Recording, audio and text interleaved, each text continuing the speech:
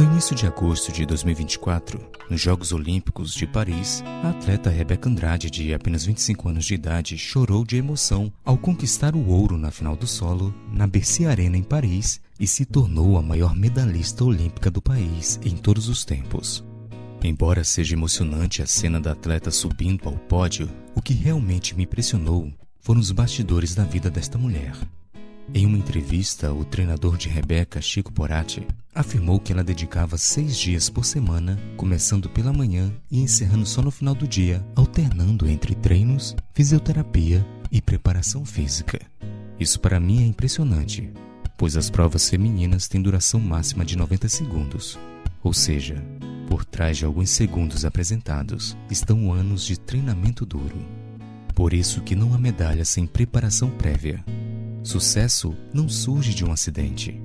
A vitória ou derrota de um atleta nem sempre se dá no momento da competição, mas é determinada em grande parte pela preparação que ele faz. Na vida espiritual não é diferente. Não somos derrotados no momento de uma provação, mas na nossa preparação para enfrentar as provas do dia. Um exemplo trágico disso pode ser visto no capítulo 26 do livro de Mateus. Nos versos finais encontramos o apóstolo Pedro em um momento vergonhoso de sua vida. Então ele começou a praguejar e a jurar: "Não conheço esse homem." E no mesmo instante, o galo cantou. Então Pedro se lembrou das palavras que Jesus lhe tinha dito: "Antes que o galo cante, você me negará 3 vezes." E Pedro, saindo dali, chorou amargamente. O irônico desta cena é que no início do capítulo Jesus alertou aos discípulos que uma grande prova se aproximava, mas o próprio Pedro, cheio de arrogância, declarou que todos podiam negar a Cristo, menos ele. O que aconteceu então entre a declaração de Pedro e sua negação? A resposta está no Getsemane. Logo após o aviso de Jesus, ele convidou seus discípulos para orar com ele no jardim do Getsemane, a fim de se prepararem para as provas que viriam.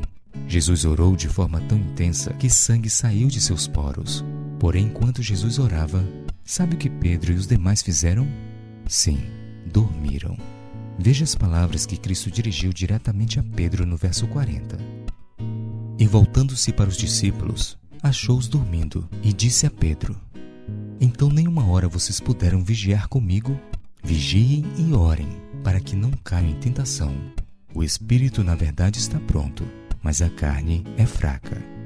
O texto é claro ao mostrar que Pedro não gastou tempo se fortalecendo na preparação e por isso foi derrotado no momento da provação. Enquanto deveria orar, ele estava dormindo, e por isso que na hora em que deveria perseverar, ele estava fugindo. Finalizo com uma importante reflexão feita pela escritora Ellen White sobre Pedro, mas que serve para todos nós ainda hoje.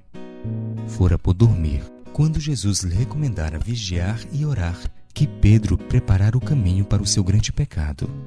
Houvessem aquelas horas no horto sido passada em vigília e oração, e Pedro não teria ficado dependente de suas débeis forças.